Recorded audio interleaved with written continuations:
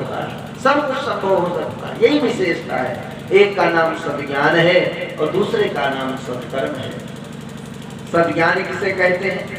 सद्ज्ञान का मतलब गायत्री और सत्कर्म का मतलब यज्ञ। सद्ज्ञान का मतलब गायत्री और सत्कर्म का मतलब यज्ञ होता है। एक चीज और ध्यान दीजिएगा, सुनने में बात अटपटी सी लगेगी लेकिन सत्य है। क्या हम यहाँ यज्ञ करने आए? यज्ञ करने वाला व्यक्ति क्या धार्मिक हो सकता है? ये कोई गारंटी है यज्ञ करने वाला व्यक्ति धार्मिक ही होगा? ऐसी कोई गारंटी नहीं। हमारे यहाँ राक्षसों ने भी यज्ञ किया है, असुरों ने भी यज्ञ किया है। क्या जप करने वाला, भजन करने वाला संत हो सकता है? नहीं। जप कर तो भजन तो कालनेमी ने भी किया। तात्पर्य क्या है?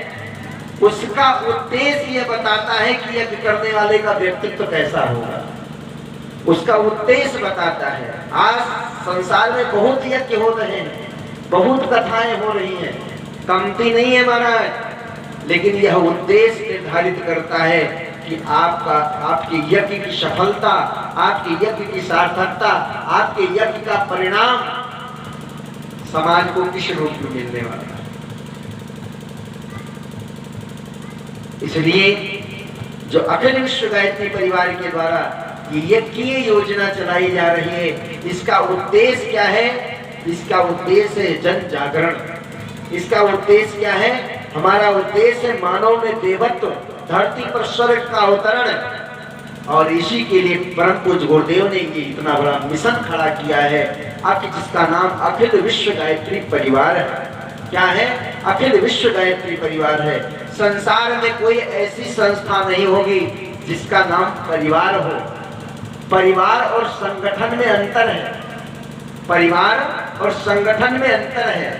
संगठन में जो जितना करेगा उसको उतना मिलेगा। आप किसी भी संगठन में जाइए, जितना करेंगे उतना मिलेगा। जो जिस लायक होगा, जितना कर पा रहा है, उसके अनुसार उसको पद मिलेगा। लेकिन परिवार में क्या है? आप किसी परिवार में जाके देखिए, जो सबसे ज्यादा मेहनत करता है वो सबसे कम उपयोग करता है।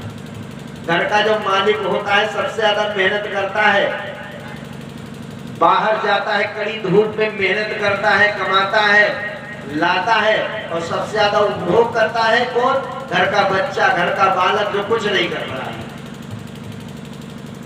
लेकिन फिर भी उस मालिक को बुरा नहीं लगता है। ये परिवार है, ये परिवार है। परिवार और संगठन में अंतर है। परम पूज्य गुरुदेव ने परिवार बनाया है, अखिल विश्व गायत्री परिवार। परम पूज्य गुरुदेव ने कितना कुछ किया है। 24 वर्षों तक 24 लाख गायत्री महामंत्र के पोषण किए, इतना त्याग किया, जौ की रोटी खाई। उसका उपभोग कौन कर रहा है? उनके बेटा बेटी कर रहे हैं, उनके शिष्य कर रहे हैं। ये परिवार है। तो ये अखिल विश्व गायत्री परिवार संगठन नहीं है, ये परिवार है। संगठन में प्रशासन होता है, परिवार में अनुशासन होता है। यहाँ कोई प्रशासन नहीं है, यहाँ एक अपना अनुशासन है। परिवार की अपनी एक मर्यादा है, उस मर्यादा में हर कार्यकर्ता चलता है। तो अखिल विश्व गायत्री परिवार बनाने का उद्देश्य परम पूज्य गुरुदेव का एक ही था।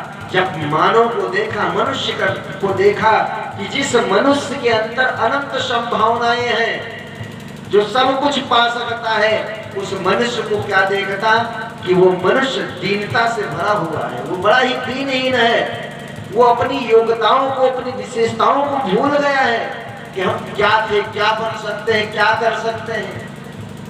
मानव जीवन की गरिमा महिमा को भूल चुका था।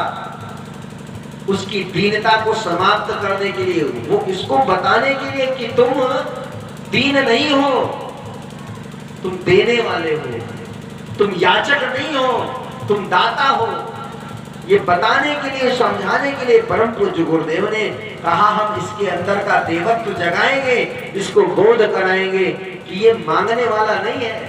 आज इंसान को देखिए क्या करता है, दर दर पर जाकर के भिखारियों की तरह सिर्फ मांगता है, सिर्फ मांगता है। लेकिन नहीं, परम पूज्य गुरुदेव कहते हैं बेटा मांगने की जरूरत नहीं है, कहीं मनोहार करने की जरूरत नहीं है, बस अपने अंदर की योग्यता को पहचानो, अपनी विभूतियों को पहचानो, अपने सामर्थ्य को पहचानो। जिस दिन आप अपने सामर्थ्य को पहचान, आप गीदड़ के बच्चे नहीं हो, शेर के बच्चे हो। हम भूल गए हैं कि हम गीदड़ के बच्चे हैं। परम पूज्य गुरुदेव ने क्या किया, बस हमको अपनी परछाई दिखा रहे हैं, हमको दिखा रहे हैं। आप शांति को हरिद्वार जो लोग गए हैं, शांति को हरिद्वार जाएंगे तो गायत्री मंदिर मंदिर के बगल ही भटका हुआ देवता एक मंदिर बना हुआ है, उसमें आईने लगे हुए हैं, शीशे लगे हुए हैं।